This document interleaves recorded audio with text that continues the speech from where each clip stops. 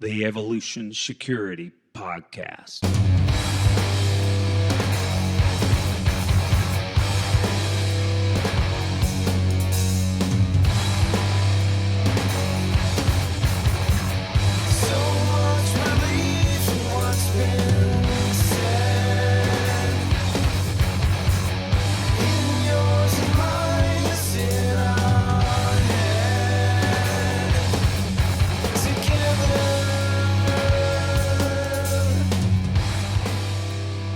We're honored to have Keeper's Concealment as a sponsor of the show. If you have a modern appendix carry holster, it's probably influenced by their original keeper. So you owe it to yourself to check out what they offer for your EDC needs. Also, Spencer Keepers is a top-notch trainer. I've taken his AIWB skills class and I highly recommend it. Keeper's Concealment is also a proud affiliate of CCW Safe, who offer proven legal defense coverage if you had to defend yourself against a lethal threat. Go to ccwsafe.com/keepers and use code KC10OFF when you sign up for coverage. Now, go to keepersconcealment.com where you can buy a holster, sign up for one of his excellent classes, even host Spencer in your hometown, or join CCW Safe. It's all on their website.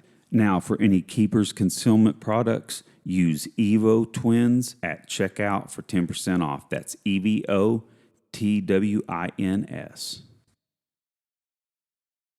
Hello, everybody. Welcome to the Evolution Security Podcast. This is Aaron Davis and Eric Davis, the Tactical Twins. And we've got an awesome guest. His name is Chris Lepre. This is his third time being on the show, and it will not be his last. Now, we're just glad to have him here. Chris, he's from the Pinal County Sheriff's Department, a lieutenant over the SWAT team there. He is an extremely high-level shooter. Eric can attest to that, taking a class with him. And then he's a super nice guy for such a badass. So I don't really get that. But how you doing, Chris? I'm doing great, guys. Always a pleasure to be with you guys, man. I love it. Man, it's awesome to have you, Chris, for certain, buddy. Well, we know you've got a lot of fun stuff to give to our listeners. We love having you on because you have a lot of firsthand knowledge about what goes on in your part of the country. So I just wanted to start out with it, talking about this and bring us in here. That, audience, I'm sure most of you are aware about the Fast and Furious gun running scandal under the Obama administration. Now, but don't assume that we're just going to rehash articles that you can search for on the internet. Chris saw with his own eyes in his capacity as a law enforcement officer in the area of the country where this Fast and Furious scandal and scheme went on, primarily in the Phoenix and Tucson, Arizona areas out of those ATF offices. Now, and if you also recall, the Attorney General under Obama, Eric Holder, was held in contempt of Congress because he did not supply documents from the Department of Justice that he was requested from Congress. And so they held him in contempt. And of course, he was not prosecuted because President Obama exerted executive privilege over those documents and that information. So unlike, isn't it Steve Bannon who's going to be taken to prison, Yeah, he's been found guilty of the same charge. So he's same charge. So he's probably going to go to prison. 3 years, right? Yeah, and Eric Holder, he's good to go.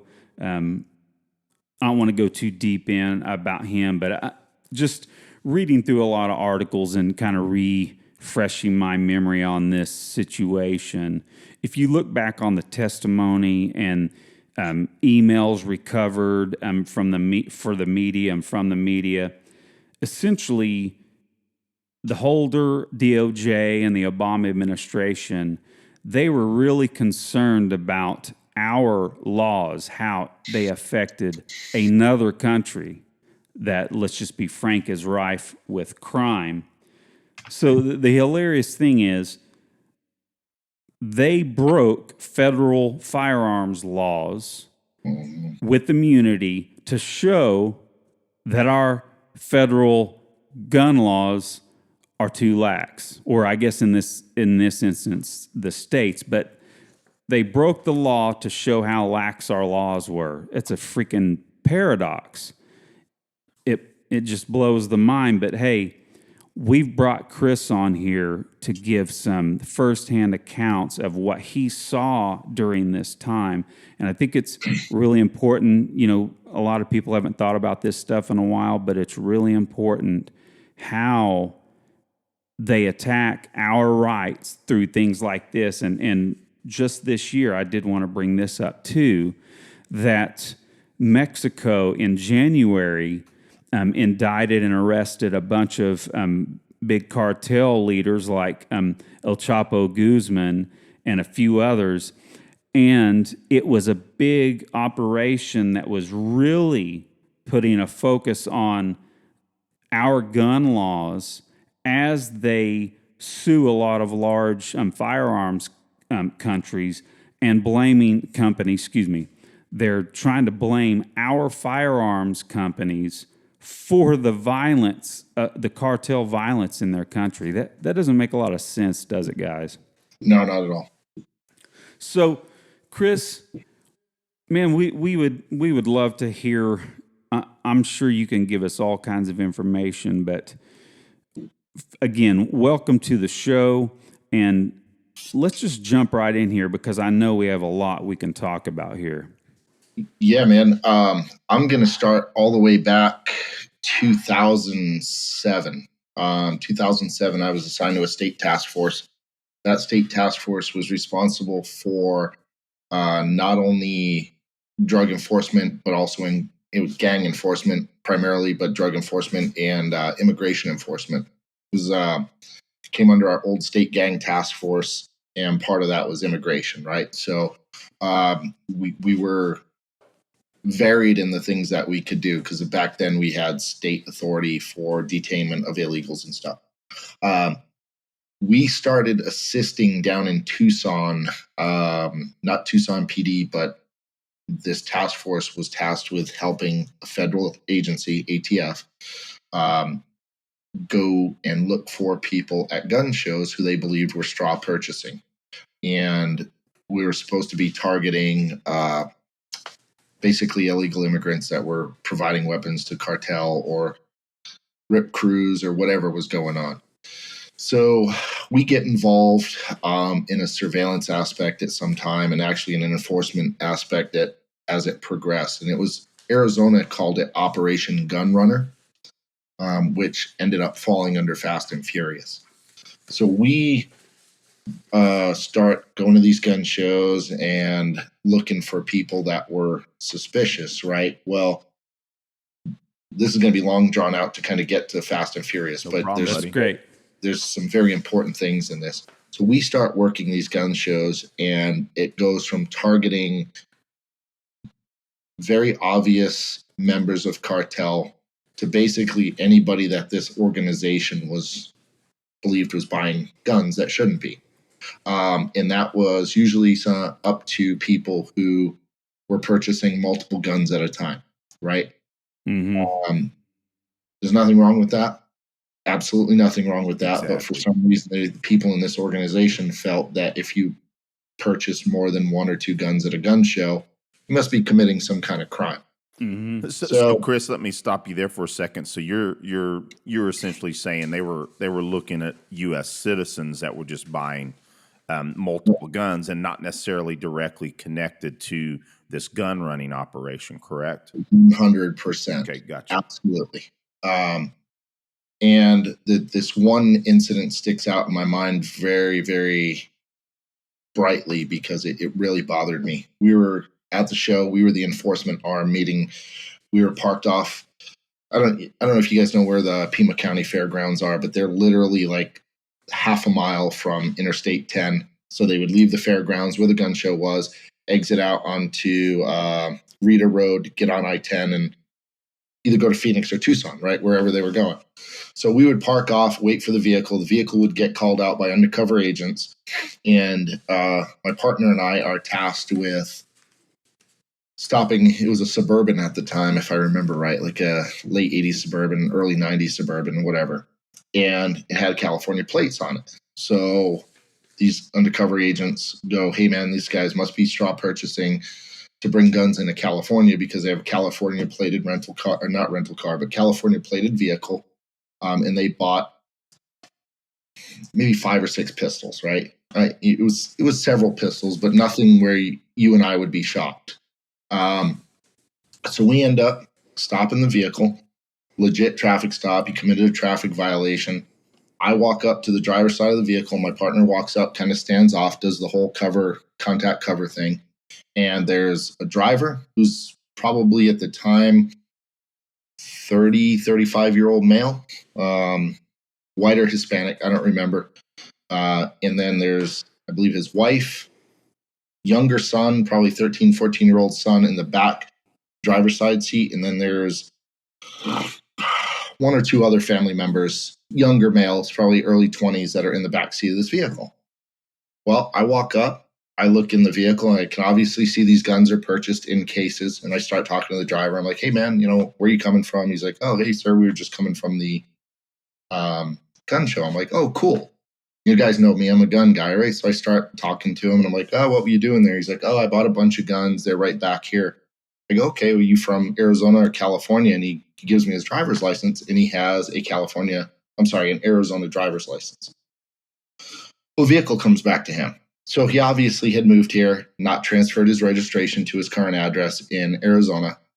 Big freaking deal, right? Yeah, exactly. Common stuff. Who cares? In the long run, who cares? So I start talking to him. Next thing I know, there's several agents at the back end of this car, and they're pulling people out of the back seat. And I look back, and I'm like, hey, what are you guys doing? And they're like, well, we're pulling them out. These guys committed a crime. And I'm like, no, they didn't. So now they come out, and this one particular federal agent comes out and pulls the driver out and starts yanking him back. And I'm like, hey, man, what are you doing? And he's like, well, we need to figure out what's going on with these guns. I said, first of all, we didn't get consent. We don't have PC. And he's like, yeah, we do. They got California plates. And I'm like, I really don't care about that. This guy has an Arizona driver's license. And he's telling me he's the one that purchased the firearms. Completely legal. Absolutely justified. There's nothing wrong here so far. Well, Steve Tritz was the sergeant at the time, and I'm going to say his name on here because I have no use for that human being. Now, so are we talking about one of your superiors or one of the federal or their ATF agents? So federal agent is assigned to, he was a group soup, and he's assigned to a sergeant, right? Because ATF, technically, federal agents normally don't have Title 28 authority in Arizona, meaning they make a traffic stop. That's what they use us for, right? Mm-hmm. So, but this DPS sergeant is assigned with this ATF agent. And they start pulling him back, and they're now like berating this guy. And I go back and I'm like, hey, man, you guys can't be doing this. This is a violation of his civil rights. And I get into a pissing match with our sergeant in this, he was a task force sergeant, but not my sergeant at the time. So I get into a pissing match with these guys, and I'm like, hey, you guys can't do this. This guy purchased the firearms. And they're like, well, the 2 younger males in the back seat have California IDs. And I'm like, okay, doesn't matter. This gentleman is the one that purchased them. Well, this progresses downhill, and they end up arresting the gentleman for the violation of straw purchase or whatever it is. Oh, man. So now I am so pissed off because of what I witnessed. And I know it sounds like it's some big dramatic thing, but it's something that I hold dear to me, right? I look at this guy and I give him my business card and I said, hey, man, what happened to you here is wrong. And they committed a violation of your civil rights. And I will go to court and testify on your behalf that what happened here is not legal. And as you can imagine, that did not go well with the people that were with me. I look at my partner at the time and I'm like, dude, we are out of here. I'm not doing this. So we end up leaving, and I call my captain. And you guys know my agency. For years, my agency has been very, very, very pro-Constitution, pro-Second Amendment. I end up leaving, and I call my captain at the time, and I explain to him, I'm like, hey, this is what just occurred, and I am not doing this because this is absolutely wrong. And he tells me, hey, man, leave right now. You guys come back to our county, work gangs, work whatever you want, but we are not participating in any of that. So we end up leaving. The next day, that same sergeant proceeds to call me and, excuse me, I know you guys don't like swearing and stuff, but no, good, brother. He goes, I don't know who the fuck you think you are, motherfucker, but you better get inside and write a report and this and that. And I said, first of all, if you want me to write the report, I'm going to write the report exactly how I saw it. So him and I have a screaming match, and I'm like, okay, I'm going to write the report, and I'm going to detail exactly what violations you committed. And when that guy calls me to testify on his behalf, I'm absolutely going to lay it out. And you will not only be criminally responsible, but you can be civilly responsible. And that went up. The group soup called me and threatened me and stuff like that. And I will say 100% that my agency backed me. And I believe all charges against that gentleman were dropped. Awesome. And it never went further. And so that was kind of where my exposure to that organization started, right? And and I've said this before, there's a lot of really good agents out there, and this is not the populace, right? This is the minority. But as you progress up the chain in federal organizations, they become more and more liberal, and they want to bend the rules to fit their agenda. And right now, Washington's agenda is extremely liberal and extremely anti-constitutional. And a lot of those. So go ahead. Real quick, I just don't want to forget to ask this question. Now, this gentleman that did get arrested, how long did it take for the charges to be dropped, do you think? Honestly, it was probably a few months. I don't remember, but that's what I figured I would hear. And you said earlier, you said something like, I know this, I'm making this sound like a big deal. And I think you were saying that because maybe some people might not think it's a big deal. But no, it's a prime example of what a normal person goes through. And you saw it firsthand. And absolutely. It's when we talk about, quote, injustice in many areas of American life, there really is two justice systems. That's cliche, but there's all kinds of federal and politicians that we see break significant federal law and are just corrupt as hell. But then you got some regular guy on the street get arrested and be scared he's going to go to jail for federal crime for months of his life. Yep. People commit suicide during that stuff. Yes. They lose their jobs. They lose their marriage. Now, I'm talking about what can happen. Thank God it didn't happen in this case. But again, when there's abuse of authority like that, people, their lives are ruined over some guy that doesn't know what the heck he's doing, abuses his power, etc. Or worse, that happens. Or worse, Aaron, he uses that power abusively because of his belief system. Anti-gun. Aaron, that is exactly what I was going to say. This was based off of his beliefs, not off of anything legal or constitutional. And that's go ahead. So in other words, sorry, buddy. So in other words, just like how DAs will prosecute gun owners, and the actual punishment for that gun owner or someone that used self-defense, the punishment is the legal battle that they have to fight for a year, 2, 3 years. That's the punishment. They know they can't have them found guilty as a criminal. This is the same thing. This may not have gone that far, but they harassed him. They punished him the best they could for being a supporter of gun rights and owning his own firearms. And that's what pisses me off even more, man. Here's a guy that I'm talking to at the window that is completely law enforcement friendly at the moment, right? And we're having a conversation. We're talking about guns. Hey, man, what'd you buy? And he's telling me, and he goes, man, I just moved here from California and I like shooting. I like guns. And I can't believe I can just go to a gun show and buy these things, right? This is unheard of in California. So here's a guy that we want on the side of the Second Amendment, Absolutely. right? This is a good human being, a good American. And now all of a sudden he's experiencing this. He's excited about being able to actually exercise his Second Amendment rights. And the first time he does it, he gets arrested for it. Yeah, that's amazing story, man. And dude, I get passionate about it because that's not what I'm about. And I don't give a shit who you are. That's not what our job is in law enforcement, right?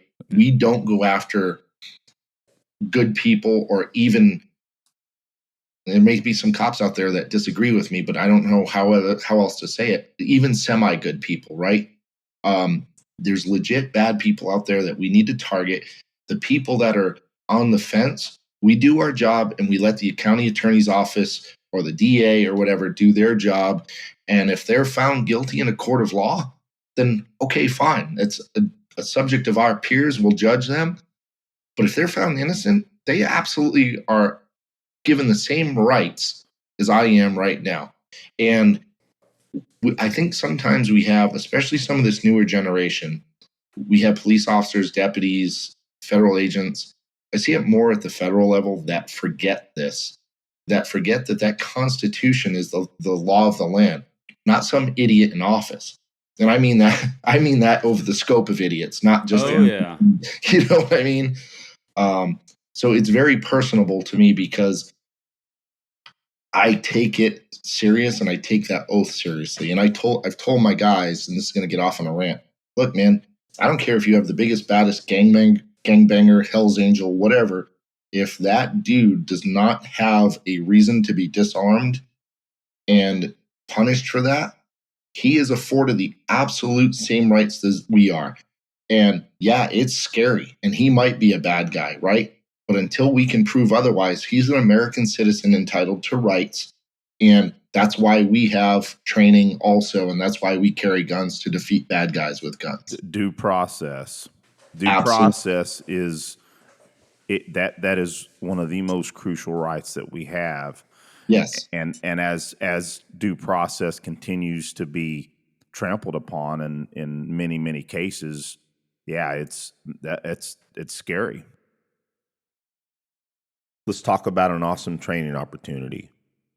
We are super pumped to be hosting John Murphy of FPF Training for his Street Encounters, Skills, and Tactics class, the 5th and 6th of November 2022, just outside Fort Bragg, North Carolina.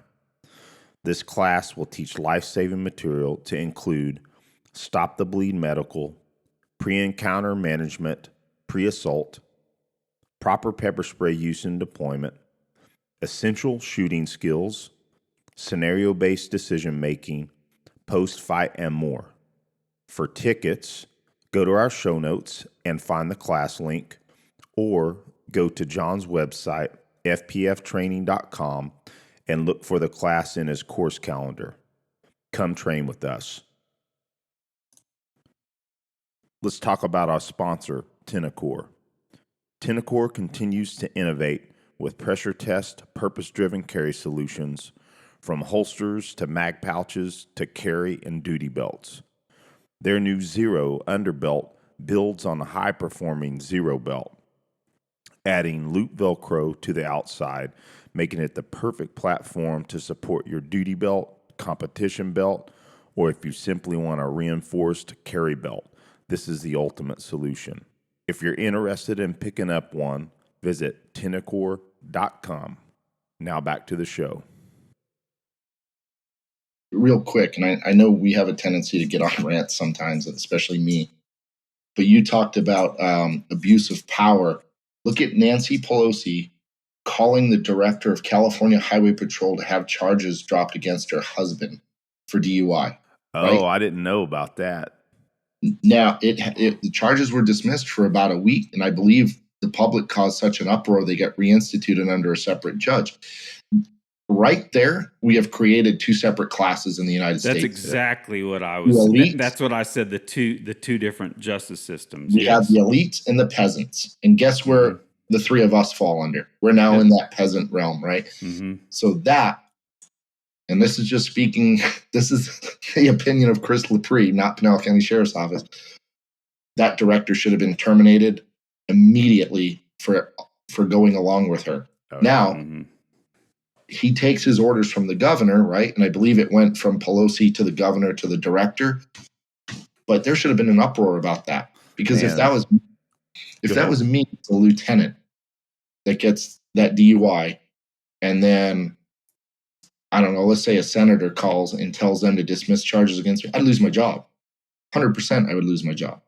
It's abuse of power, and I would expect the public to stand up and go, "Hey, man, why does he get off, and why do I have to suffer whatever crime that I've committed?" The hubris. I can just imagine behind closed doors when all that started, that Nancy Pelosi and Her Highness just thought, well, I'm calling and getting those charges dropped. I mean, for her to think that she has, I mean, again, we know where her mind is, that she is, full of hubris and is going to use her power to her means. Yeah, that's. I did not know that, but it's. Eric, I'm sure it's because she's been successful a million times before, right? Doing something very similar. Yeah. So, but it's not been her husband, and which was already a high profile arrest to begin with, right? And I'm sure there was a cop, a good cop sitting back going, "Hey, man, this isn't right," who probably snitched them off, and good on him, man. If I ever find out who he is, I'll buy him a drink. Awesome. To get back on track, man, I'm sorry. No apologies, buddy. Go ahead. So can you basically detail, because it's so funny, out of a lot of these articles that I've dug into, it's so funny. You're using so much of the, you're stating a lot of the facts already that I've seen, or at least even general things. And so it'd be interesting so you get past, you said it was about 2006. That was your, wherever that was, where you witnessed that arrest. How did this? What's that? 2007. Yeah. So this was your first witnessing of this type of abuse of power from federal agents in what ended up being this Fast and Furious thing down the line. How did it progress from there, and what other things did you see? So after that, I don't want to say shortly transferred over to another organization. And I actually took a position with the federal agency. It was with the Drug Enforcement Bureau, or Drug Enforcement Administration, as a task force officer, meaning I had cross authority as a DEA guy and as a deputy sheriff. So peace officer status in Arizona and federal authority as an agent within the Drug Enforcement Administration. A lot of our cases were large scale wiretap investigations and targeting cross-border international smuggling, right? Narcotics primarily is what the Drug Enforcement Bureau or Drug Enforcement Administration does. So this is 2000. Brian, it had to be, hold on a minute, I'll tell you right now. You're talking about when Brian Terry? Yeah. 2010, wasn't it? It was January of 2011, maybe December of 2010. Okay. So I'm assigned to DEA. We're up on a wire ourselves. So we're up at the DEA building. This is the old DEA building that had a very large wire room. And inside of the wire room, there were multiple agencies. We had task force officers that were assigned to DEA. We had the strike force, which was like ATF, HSI, FBI, all the federal guys were there that had TFOs. And we had our little corner of the room. And we knew there was a very large scale investigation going on the other side of the room. And we were told, like, hey, we're going to be having a VIP come in. And it had to be late November, early December. And so when that happens, you have to make sure the wire room's all tidied up, and any of your classified information or law enforcement sensitive information is covered up in case these VIPs bring people with them that are aides or secretaries or whatever. So we go through that, and it was a Wednesday or a Thursday, I believe, and we're sitting in the wire room. I think it was my case. It was me and my partner's case at DEA. We're up on this wire, so of course we're in the room waiting for something to kick off, listening to the phones, and they say, "Hey, these VIPs have arrived. Please be aware." And lo and behold, Eric Holder, director of, I want to say FBI, I know director of ATF was there, and HSI were there.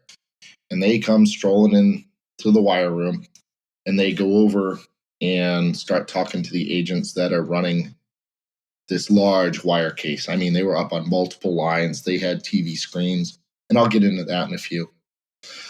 They were up on this case. So these guys are briefing, the U.S. Attorney General on this case. Well, at the time, we weren't really sure what was going on. We knew it involved alleged gun trafficking and potentially narcotics trafficking also. So they end up leaving, but they were there for several hours, got briefed up on the case, got a tour of DEA. The strike force was kind of a joint task force area. And that's where they were running the case out of, was the strike force side of the building. So move forward. Oh, gosh. I believe it was right after Brian Terry was killed. Of course, Eric Holder comes on TV and starts talking about, I'll back up. Before that, we are on our wire, and we receive information that they were going to move 100, I think they were calling them tacos or something, like 100 girls. We'll call them 100 girls, right? They're going to move 100 girls. Well, that's a common term used for narcotics trafficking. Hey, I need 100 girls, I need 100 babes, I need 100 whatever, cakes, or they'll call them different things. So we believed that was 100 kilos of coke, because the wire we were up on was a cocaine wire. So we brief it. We make the decision that we're going to hit this house, because we're not going to let 100 keys of cocaine walk, right? So we end up hitting the house, and it ends up being 100 guns, 100 rifles. We're a little bit shocked at the point, because it was a narcotics case that had now transferred over to firearms. We end up seizing the firearms, bring them back to the office. They put me in charge of the guns because of I'm the gun guy, right? I'm kind of known as the gun guy. So they're like, Chris, you're in charge of serial numbers. You're in charge of identifying what guns these are. And for the most part, it was AK-74s, AK-47s. There was a couple of PS-90s. For some reason, they liked PS-90s. I don't know why. The 5.7 rifle. Yeah. There was a couple of little ARs, and then but nothing like super exotic. You regular AKs and stuff like that. So we start inventorying this, and this is going to lead into the whole Brian Terry thing. The agent that was responsible for the operation Enough is Enough, and Fast and Furious. I don't know what happened, but somehow the SAC of DEA got word that we seized these guns, and somebody, I'm assuming the SAC of ATF, Phoenix called the SAC of DEA and basically said, hey, these guns were part of our case. We need to have a sit down and talk about this. Well, just previous to this, Brian Terry had been killed. So there was this whole, hey, there's some issues going on with the ATF right now. To the credit of the DEA SAC, which is a special agent in charge over Phoenix, he calls us and says, hey, something's going on. I can't tell you guys what it is, but ATF will not be involved in this case. We will not turn any guns over to ATF. We will not provide them any information. And kind of goes down the gamut of, I'm the boss. I need to know. You guys don't need to know. But at this point, you will not have any contact with ATF, anybody, unless it goes through me, right? Which is a pretty freaking big deal at that level. So Brian Terry's been killed. They're out actively looking for the guys that allegedly, that killed him and stuff like that. And it's a big deal because Brian Terry was very close with our team because we had done a lot of stuff, desert interdiction with these guys and the BORTAC guys out of Tucson. As a matter of fact, pretty much the higher echelon, the TLs, all those dudes, we were very, very close with. I still talk to some of them today. Our team was one of only a couple of teams throughout the state that got invited to his funeral. So it was a big deal for us. We knew him, right? So here, I'm kind of jumping around here, but to give you guys a picture of what's going on. It's okay. I get pissed off because Holder comes on TV and basically starts talking about how he had no knowledge of this operation. He never would have approved it. And, and they start turning it onto the organization itself. And basically the head agent, that group supervisor that started the whole case. And he was eventually left hanging out to dry and took the fall for the whole thing.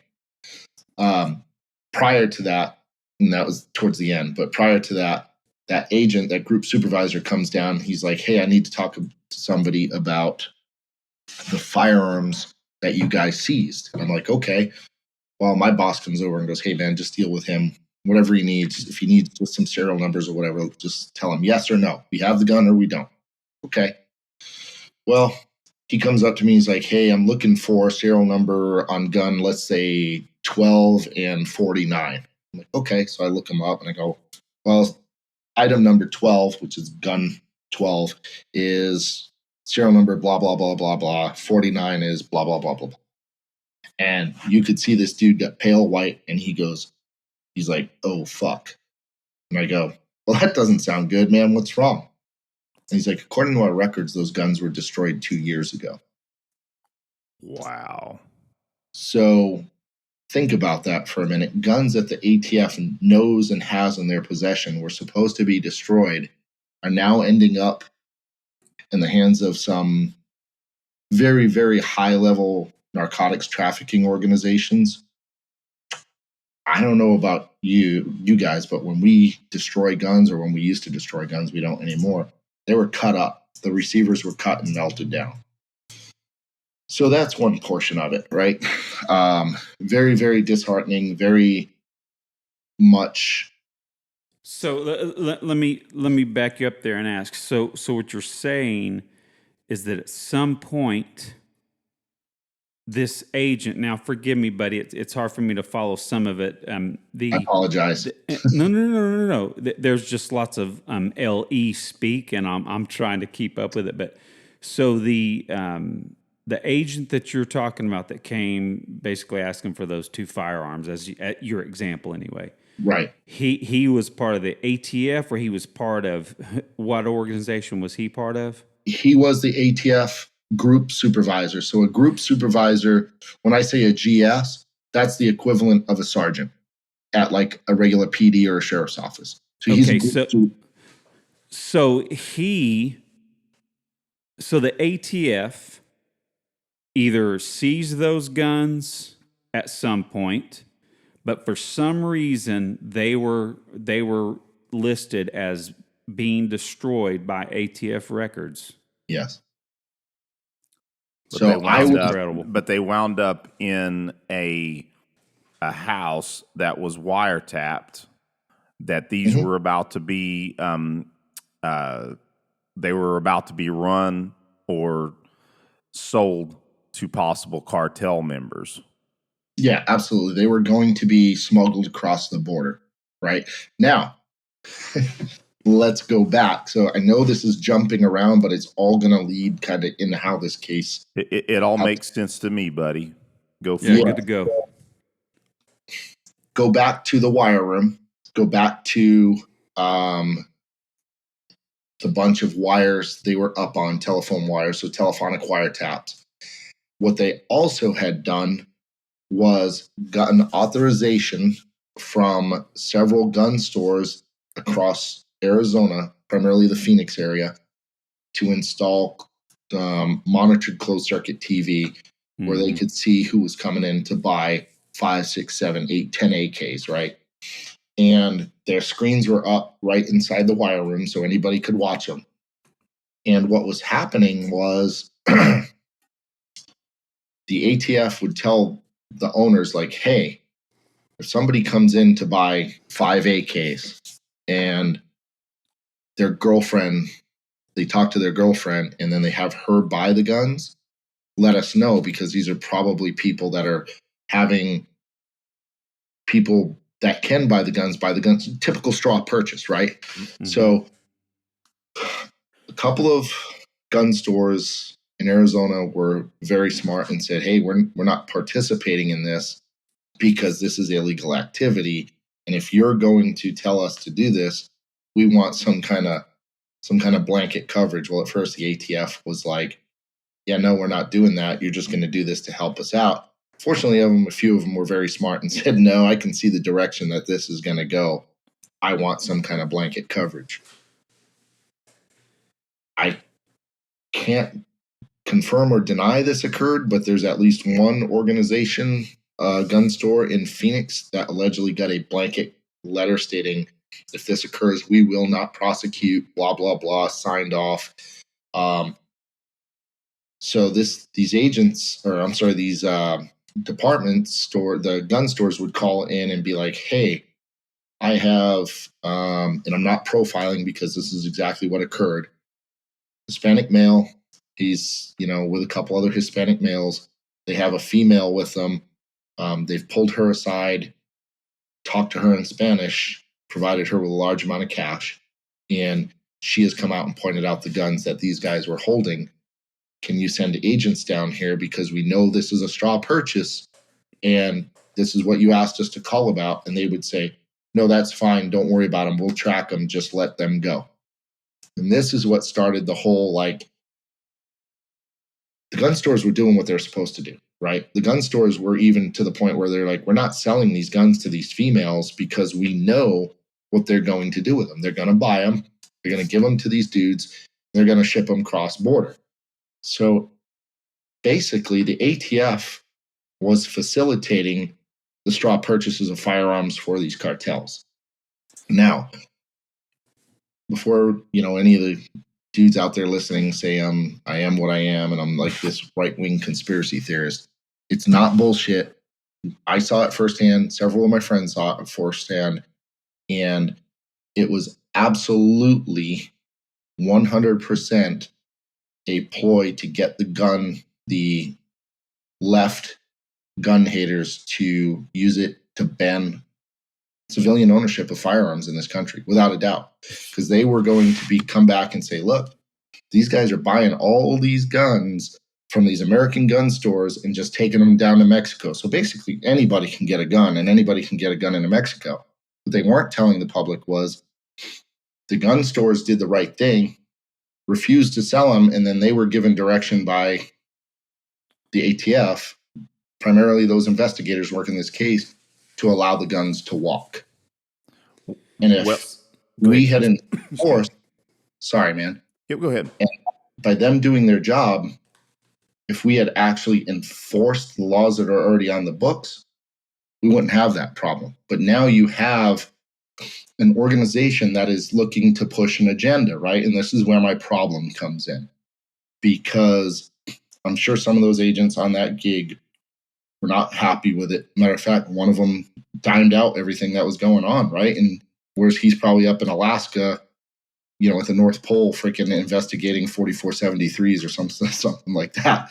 But when you have an organization pushing that agenda, it makes everybody in that organization look bad. And it costs the lives of who knows how many people in Mexico. It cost the life of a friend of mine for sure, because one of those guns was sold to these people and allowed to walk across the border. Chris, if I could bring up just a couple points, Aaron, I apologize. That's fine. Go ahead, buddy. Is that right at the time that this was all going on, it just so happens that the left, the Obama administration, Hillary Clinton as the Secretary of State, was peddling this statistic of 90% of guns found in Mexico come from the United States, BS. Correct. And again, Hillary Clinton was interviewed on, I forget what show, Andrea Mitchell asked her about this exact topic. And what do they go into? They talk about, we need to ban these assault weapons. They should not be on the street. So it all this was going on at the same time that this nefarious, evil, project inside the ATF was going on. Yeah, and if you really dig into it, man, you find that the stats they were using were all from the investigations where they were seizing the guns that they knew were being smuggled into Mexico. Exactly. That's where that 90% came from. Yeah. I'm tracking what you're saying, Chris. I dug into those statistics. It's been a while. But that's the 90% happened to be the ones that they actually traced. Yes. So guys, I think this is a good time to bring up a little bit of what I dug up here. Now, guys, I'm just going to step away real quick to grab a book off my shelf. I'm just about 5 feet away. Cool. No problem. I'll keep this going. So during and this is an article from Fox News. Now, I know a lot of people probably think, okay, Fox News, you don't trust them. Well, this is all. If you don't like Fox News, this is about they're quoting documents that are well known that were actually. I don't know if it was through this whistleblower situation, but long story short, these are some of the things that they uncovered, and they state it like this, and this is true probably because we all have our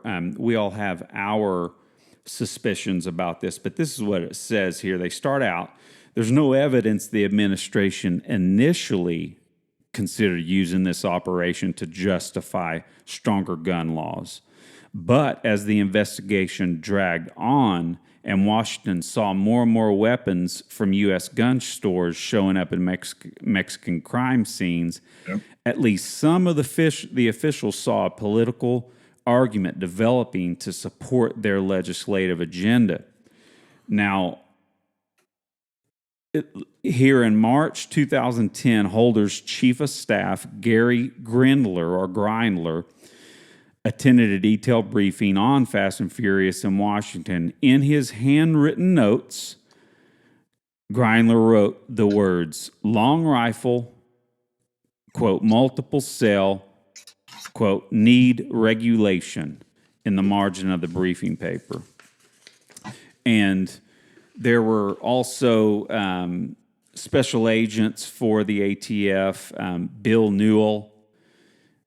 He's quoted as, if these guns were all purchased from the same licensed gun dealer at one time, we are looking at least anecdotal cases to support a demand letter on long gun multiple cells. Now, I read back that this demand letter, I think it was called a demand letter 3, and it was some legislation or rulings that the ATF was trying to pass, and that at least from this information, they seized upon this. Now, we all know that may not be how it turned out, but the fact is that they at least seized upon this situation to push their agenda. And it's throughout all kinds of public officials.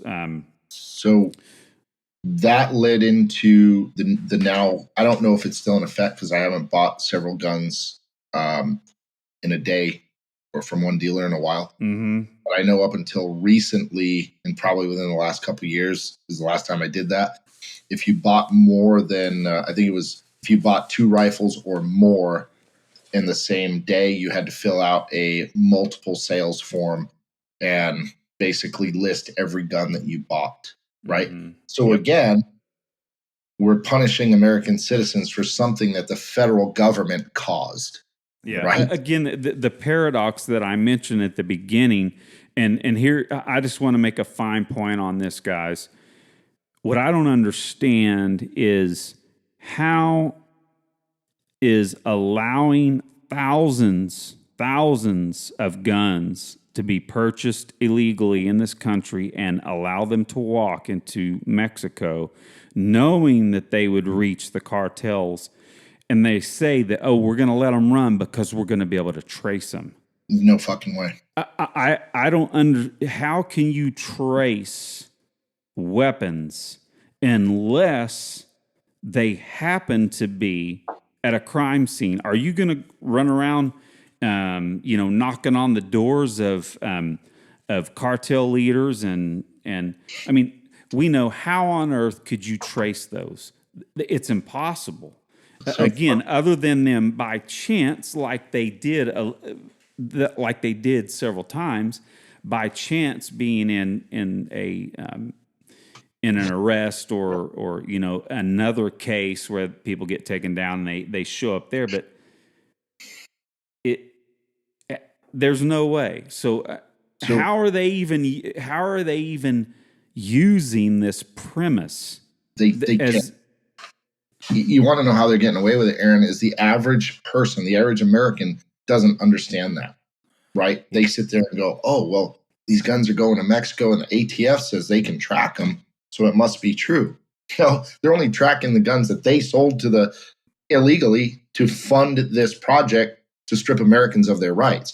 And when those guns get outside the hands of where they're known to be, such as a stash house like we hit with those 100 AKs, they're gone, man. I mean, those guns are gone.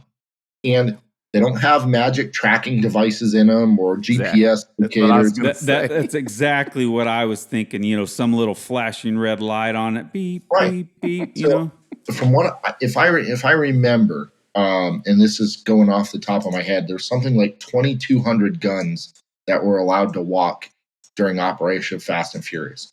I want to say it was 21 or 2,200. Yeah, and that's what I'm tracking too, buddy. That's what we know about. Okay? Yeah, that's there you go. So I've got a couple other interesting facts that we can get into. But before I do that, I don't know if you guys can find this book. It's called Beirut, Arizona. And you see right down here, it says The Gun Walker Scandal, Connecting Mexican Drugs, Gun Control, and the Islamic Terrorism. I don't know if you can still find this. But if you can pick it up and read it, you will be absolutely shocked at what was occurring. And it goes way deeper than I'll look it up for sure, buddy. Yeah, way deeper than any knowledge that I have, right? So Operation, it's basically Beirut, Arizona, Operation Fast and Furious, and it's the Gun Walker Scandal. It's an amazing, scary read. How interesting they chose Beirut, Arizona. Yeah. Dude, yeah. It's been like that. It's been Casagranistan the past few weeks for us. There you go. Yeah. Well, then Casagranistan. Then let's put a little bookmark on that and talk about what's been going on after we. Is there anything else that you want to cover that could shed light on this Fast and Furious, or do you want to talk about what you call Casagranistan? But I'll just cover a few other things, man. I had left DEA and promoted And I went back there to assist, or maybe it was right as I was coming to my time with that with the DEA as a TFO. And I'm listening to two agents talk about an undercover deal they're going to do. And this agent is talking about how he has a UC meet to sell a 50, right? A Browning, an M2. And I'm looking and I'm like, Deuce. Yeah. And he's openly talking about how their goal is to get this Deuce or Browning 50 BMG into the hands of the cartel to let it walk across the border. Now, this is a 50 caliber belt-fed machine gun. This is not something you want in the hands of that organization. Those crap, cartel, dude. right? And I'm thinking to myself, I know a lot of bad guys out there, and there's only one group of people that I've seen sell a fucking illegal machine gun to the cartel, and that's the ATF. So it kind of pissed me off, and I let that go because I was no longer in that organization. There's nothing I could do about it. It's outside of my scope, right? So go back to maybe 2 years or so ago. My sheriff is supposed to go down to a meeting in Tucson, and he's like, I think it's an ACTIC meeting, or I can't remember what the hell it stands for, but it's trans smuggling across Mexico, U.S., and Canada and U.S. lines, right? It's area to combat transcontinental smuggling, or whatever the hell it stands for. And he's like, hey, I can't make it, but because you're over SWAT, narcotics, and anti-smuggling, I need you to go to this meeting. And I'm like, all right, well, I look at my sergeant and I'm like, hey, man, you're part of the anti-smuggling unit. You're coming down here to this meeting with me. And he's like, oh, great, thanks. So we go down there and I walk in, and it's not just like a group of my peers. This is Sheriff of Pima County, Sheriff of like Cochise County, Santa Cruz County,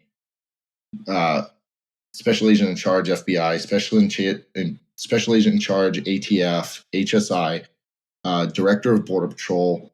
I mean, this is a head of organization meeting, right? And some of them are sheriffs, so they're politicians, so they're influential. As you guys have seen with my boss, if a sheriff's the right dude, he can be very influential. Good or bad. I just happen to work for a really good one. And they're talking about how they're going to have this ATF presentation about, again, illegal weapons being smuggled into Mexico. And I'm sitting there watching this presentation, and this dude's got this PowerPoint projector up, and he's got it on this big screen, and he starts talking about how we need to close the gun show loophole because illegal weapons are being bought in the United States and being trafficked to Mexico.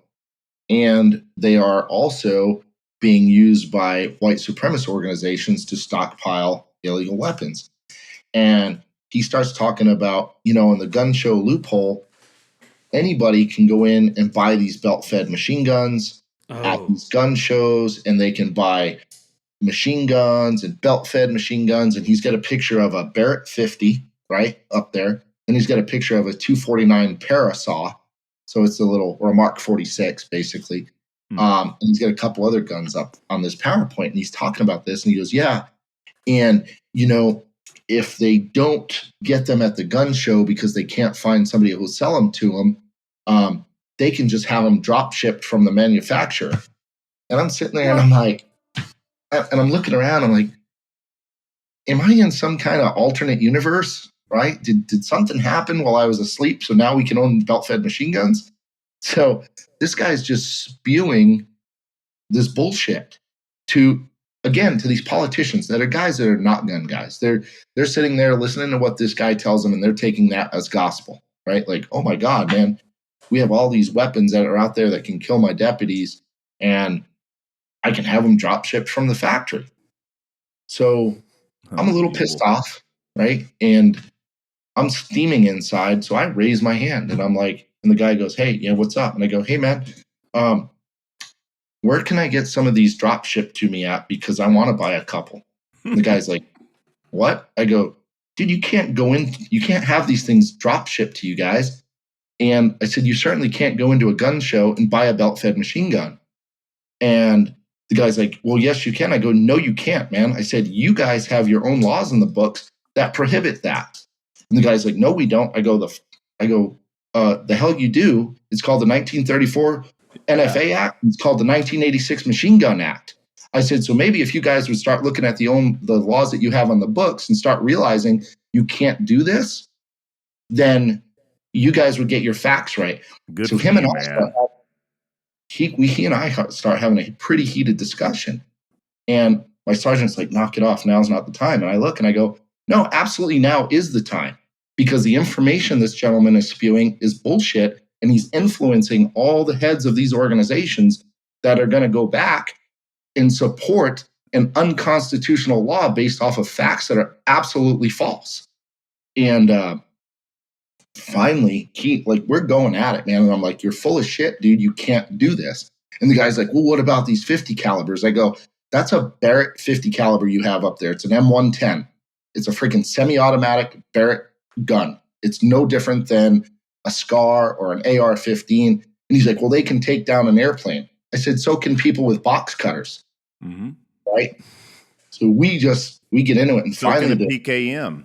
You know, exactly. just name a rifle. It can take down a yeah. So finally, the director, I believe it was the director of the ATF, goes, sir, we hear your point. You're absolutely right. We do have laws on the books that already affect this, and we need to move on. And I'm like, well, at least you acknowledge that, because you're spewing information that's wrong. And I go, correct me if I'm wrong, but if I want to buy a machine gun or a suppressor, I need to file an ATF Form 1 or a Form 4 or anything like that, correct? And the guy's like, he goes, yes, you do. And I go, and what are the current wait times to get those guns because of fingerprints, background check, and all this stuff? He goes, approximately a year. I go, exactly. So don't be spewing, information that is absolutely false. And then I basically left the meeting. Man, good for you, man. The bull in a China shop, bro. Oh, dude, I was hot. So I get up and I get out there and I'm like, no, I got a feeling this is going to go bad. So I better give the boss a heads up. I call my shit right away. I've been there too, now, buddy, man. real quick, before you say your boss, I'm just interjecting because it's important. Can you tell the audience the sheriff that you work for? Because he's pretty well known. Yeah, I'm fortunate, man. I work for Sheriff Mark Lamb, also known as the American Sheriff. He's awesome. He's legit. So I end up going outside, call him, and I fill him in, and I'm like, hey, boss, if you get a complaint, I'll take whatever punishment's coming to me. This is what happened. He's like, and my boss doesn't swear, man. He's a hardcore Mormon dude, and he's like, F them. He goes, that's BS information, and don't worry about it, man. I got your back. They can't be doing that. And he was all fired up by the time I get off the phone with him. But man, that is the type of agenda that they are trying to push, and they're pushing it to people who are responsible, like heads of organizations that don't know any better, right? And we need. Can I ask a point of clarification? This gentleman that was giving this presentation, was he just some lower level guy that's been tasked to give this information, and does he just not just doesn't know what the heck he's talking about, or does he have an agenda trying to influence these people? What do you think it was? He was an ATF analyst, so he wasn't an agent, but he was absolutely 100% in for the cause. If you can know what I mean by that. Okay, it's not that he was uneducated. It was not that he was unfamiliar with things. It was he was pushing an agenda, and it was obvious that when he was confronted, he was trying to circumvent the facts to push his agenda. And when he met somebody who had facts, he couldn't argue it, and it was basically shut down at the higher federal level because they didn't want information being put out there. Because now you had the sheriff of Pima County looking at me like, whoa, what's going on here? Because there's obviously a conflict, right? And somebody's wrong. Exactly. Yeah, exactly, man. And I backed up the facts with the NFA Act and the 86 Machine Gun Act, the NFA forms that you have to fill out. And I got this special agent in charge of the Arizona district to confirm, yes, we have these laws on the books. And yes, these are the processes that you go through to get the things you're talking about. Well, so, for an ATF analyst, and it's likely that he knew some of it, or maybe he didn't. It also wouldn't surprise me if he didn't know the Form 1 and Form 4 and 34 and 86 acts. It's not surprising sometimes, what folks in those positions don't know. But then again, in other words, though, that sounds like if he was that incompetent, think about how incompetent his superiors were. I mean, that could go a lot of ways, but I mean, an analyst for the ATF probably has to be fairly intelligent. So there's no doubt he was an intelligent guy. I just think that you're right. Maybe he was misinformed as far as some of the laws, because he's not an agent, right? He's just pushing information that he's given by his superiors. Say, hey, I want this PowerPoint done to show this, and this. Yeah. All I'm saying is it was obvious when he was confronted, he was very uncomfortable in trying to circumvent me to push his agenda further. And that's what really upset me, man, because that's just not how this country works. We've seen what happens when we push false information, false agendas. People die, and bad things happen, right? Just like in Fast and Furious, there's at least, at what's been counted, 69 people that they've accounted that have been killed by weapons that walked by the ATF. So there's Brian Terry and another HSI agent that was ambushed in Mexico, and I know one of them died. I can't remember the other one. Can't remember if they both died or only one died. So that's two Jamie Americans. Zapata, I think it is what I have written here. Yes, that's exactly who it was. Yeah. So is there any other thing that can shed light, or do we? It seems like you maybe have one more point. If not, we can. No, man, we can move on. My blood pressure's high enough now. Well, guys, on that note, you guys are going to have to excuse me for 1 second. Carry on. Go ahead. I think just the fine point and bow we can tie on this is that, I mean, most everybody knows about this Fast and Furious situation, and all you had to do is watch Eric Holder testify and know that he was full of crap. But it just, to sit there and say to people with a straight face that you're going to trace guns that you've let run into Mexico. Dude, Mexico, I'm not great with geography. I'll just be flat honest. I can see a map in my mind, but Mexico is at least half the size of the United States, or maybe it's even the size of the United States. Again, I don't have a map in front of me, but either way. Yeah, it's probably slightly bigger than half, maybe 3/4. So, which of course is not going to go all the way down to Central America or anything like that, but at the same time, where are you going to trace thousands of guns that are in compounds of drug runners and cartel members and cartel enforcers, etc.? How are they going to find that? I mean, that's they really think we the peasants are really that dumb, and I guess unfortunately a lot of us are, so they can get by with it and not be prosecuted in Holder's case, being found in contempt. But yeah, and that's the thing, man. Like, since when is it the job of our federal government to target American citizens compared to going after bad guys, right? And they were using the wrong They're using the wrong means to go about it. So you're going to target a foreign nation's criminal syndicates by punishing American citizens and claiming that we Americans are providing illegal weapons to cartels in Mexico, and you're going to use that to enforce stronger laws on us. Go screw, man. Dude, that's evil on its face, man. That's all I can say. If you really put it that way, I mean, that's pretty well articulated what the whole situation was. Well, when you live in the ivory towers of D.C. or Martha's Vineyard, or just name the elitist place that's on your mind, and they don't care about it because all of them are behind armed security. They're behind areas that are at least opulent enough that crime isn't a huge concern.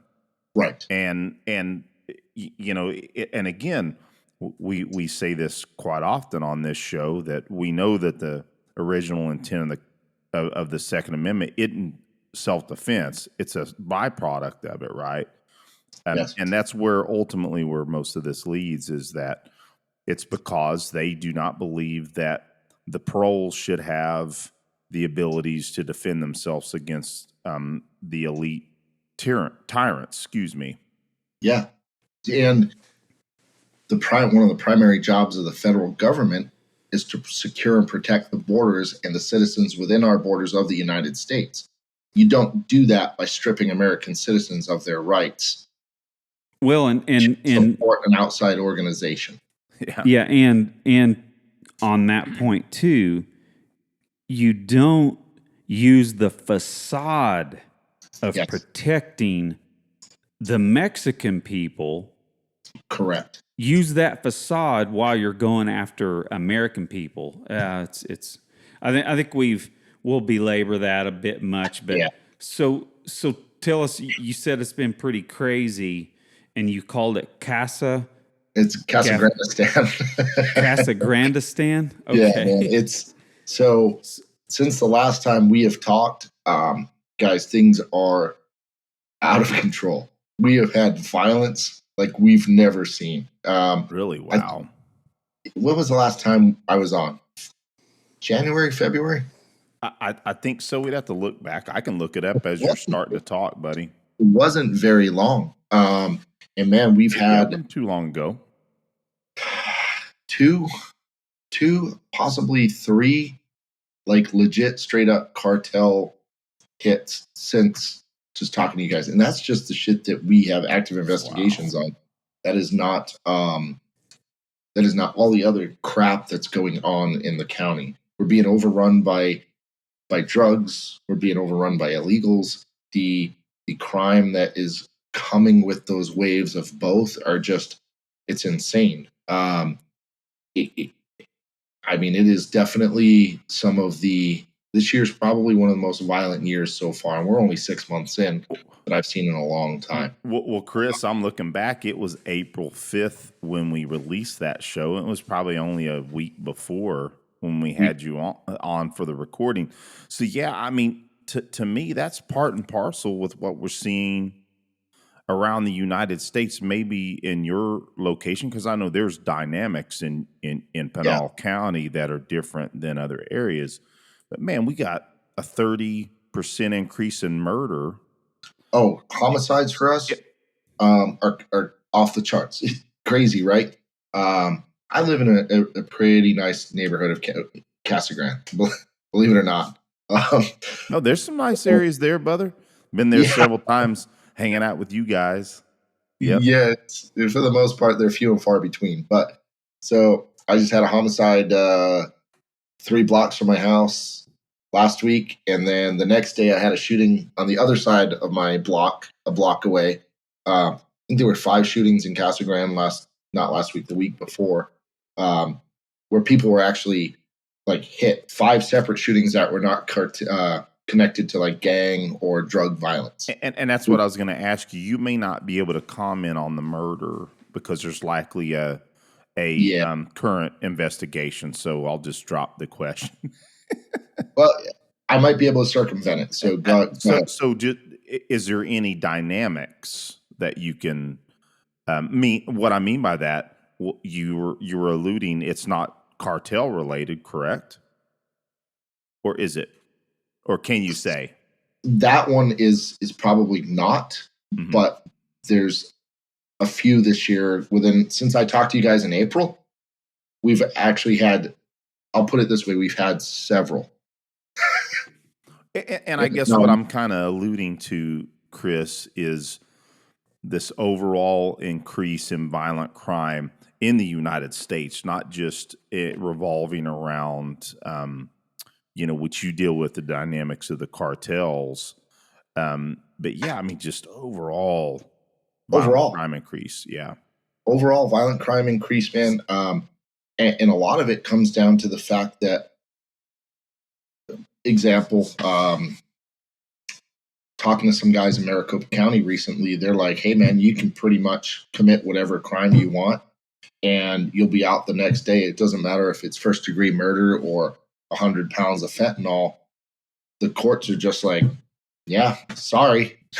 We don't know what to tell you. Just release everybody. And we had an active case last week that we worked where we seized a substantial amount of stuff and this extensive criminal history on the person we arrested, and he was out the next day. Before we could even get our paperwork done, this dude's out walking the streets, right? And it's just, that's a trend, and we're seeing it. Our county, we're seeing it in Maricopa County, we're seeing it. Pima County's a lost cause. We're just seeing it everywhere. And what do? Right? We just show up to work every day, do the best we can to protect the good people of the country. And hopefully there's a swing back to the right where we start holding criminals accountable. Where we get rid of these DAs that have been installed by George Soros. Yes. Which is starting to happen. There's a lot of these DAs are being recalled or. That's true. Yeah, I hope so, man. I hope so. Well, so I think one more question, and then let's maybe have a little fun, jovial little time here. I know something I wanted to bring up. So okay, so then real quick, so it's in the news a lot, and people like Mark Levin and other people that are pretty astute and comment on things going on in the country due to government policies about so is it something that you see a lot? Is a lot of seizures of fentanyl? Has that increased, or has it always been the same, or do you see that in your area? Fentanyl is out of control. It is a daily, if not, it's a daily thing for us as far as patrol, my narcotics unit, my anti-smuggling unit, large-scale seizures by, again, my narcotics guys, my anti-smuggling guys, our criminal interdiction K9 guys, DPS, Casa Grande, the units that are out working the highways and the interdiction spots, interdiction teams. Dude, we're getting large. And when I say 20 to multi-100 pound loads of fentanyl daily, not just my department, but as a whole across Arizona, it's out of control. So now and you've been there for a while, so has that increased this year, last year, or is it a trend for the last few years? I'm getting around to another point as well. January 6th. If that makes sense. I think it does. Now, one thing I've thought about though is, and I literally I'm just using conjecture here, but since marijuana is essentially legal in most of the United States, there's ways you gotta, there's a few hoops you gotta get through, but I wonder if marijuana is not lucrative to the cartels as much anymore, and that's why we're seeing an increase in fentanyl. I mean, your guys' thoughts on that? Dude, I haven't seen a bulk load of marijuana in Arizona in forever. So my just brain thinking in conjecture here. I was onto something then. Right now, the hot ticket is bodies. Yeah, human smuggling, because you're getting several $1,000s for each person in a car. The person stops, the coyote stops, and we discussed this last episode, but now the price has gone even higher. They get stopped by us, DPS, any of the state, local, or county agencies. We have no enforcement action. So they can have 20 dudes in a freaking vehicle at, let's say, $8,000 a piece, and there's no consequences. And they still get paid. They still get paid, and there's no they don't go to jail. In the weird event, you might get Border Patrol or HSI to come out and take the case. Okay, and you'll probably end up with federal probation for human smuggling, right? First offense, you're not going to prison. You're not going to jail. You may go, like I said, you may do probation. Okay, if it's a juvenile, which they're recruiting heavily right now, juveniles to run these freaking bodies. Okay, they do their juvenile time, and they're basically, their record is freaking vacated. Expunged, expunged, and they're done. So, I mean, why waste your money on weed? I mean, I can go to there's 3 or 4 dispensaries here in Casa Grande and buy all the weed I want, and it's a lot better than the shit we were seeing coming across the border right now. So there's no what are you going to do? I mean, they got to channel their freaking efforts somewhere else. I mean, dude, it's market equilibriums, and economics just the same. It's just illegal. Well, and what I'll add to it is I think that the main point of all of this is that the market, let's just put it what it is, the market of illegal activities, goods and services, all of it through the borders, is if we actually shut the borders down, a lot of it would end. And they cannot claim that is not the truth, because it is. And yes, you're going to have people tunnel through. You're going to have people come through. But if you put an actual wall, like we've been talking about, everybody made fun of Trump about the wall. Put that huge fence up, that the fence that's laying on the ground, rusting in multiple locations down on the border, put that freaking fence up and start policing that border and and actually supporting the federal immigration laws, and especially illegal immigration. To me, it's amazing as we talk about this, that is the crutch of all of it.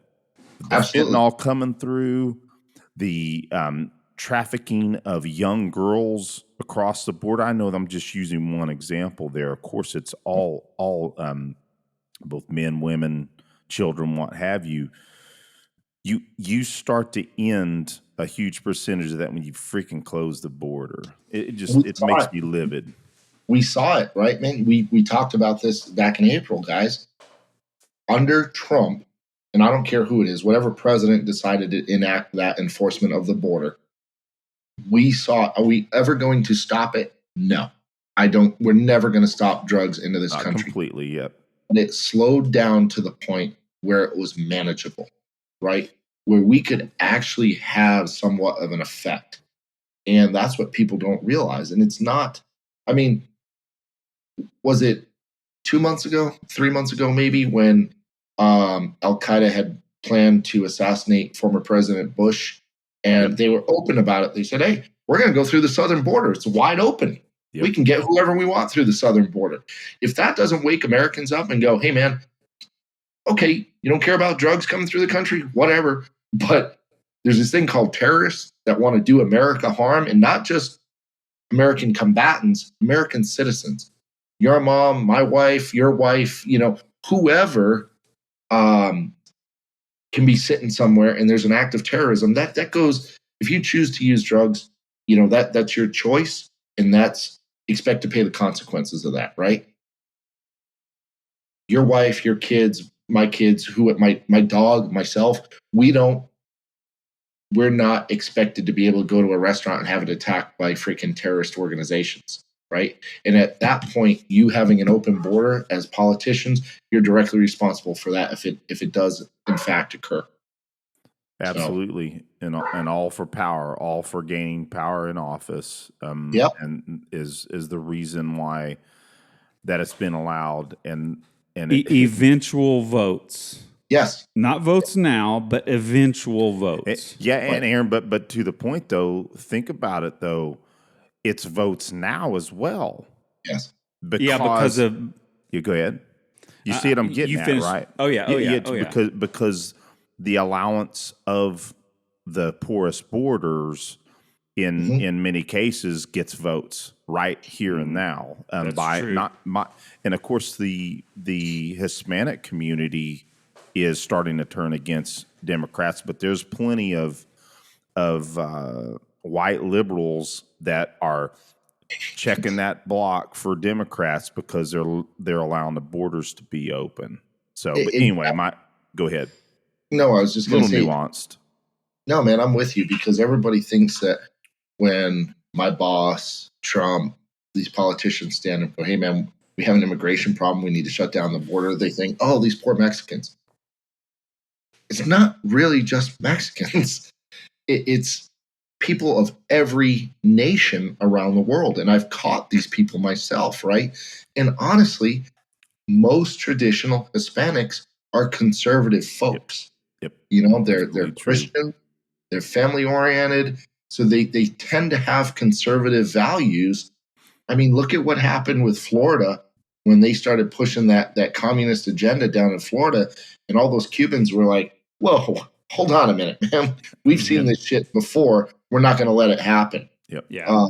So I mean, there's that theory that people, all they hear, anybody that's outside of Arizona or Texas or even New Mexico is starting to have issues with immigration now. Well, shit, even the mayor of New York's starting to realize it. Yeah. Yep. Said it openly. Exactly. They think, "Oh, well, these guys are prejudiced towards Mexicans." The mayor of Seattle as well just came out publicly as well. Right. When we say immigration, we're talking about immigration as a whole across the world, because that's what we're seeing. And I hate to tell some of these people, but a lot of those people are not here to do America any good, right?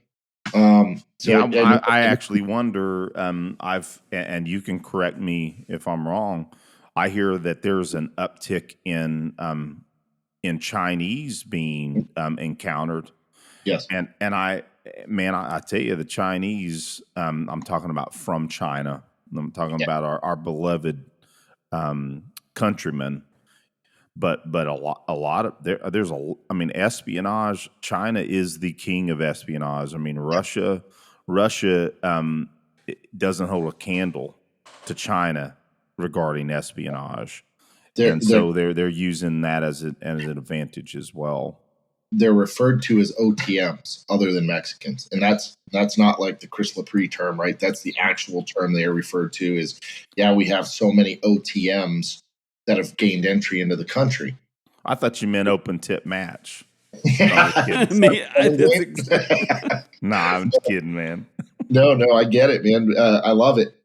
But what the news won't tell you is that it's Mexicans, right? No, it's every race, every nationality on this planet is trying to get into this country.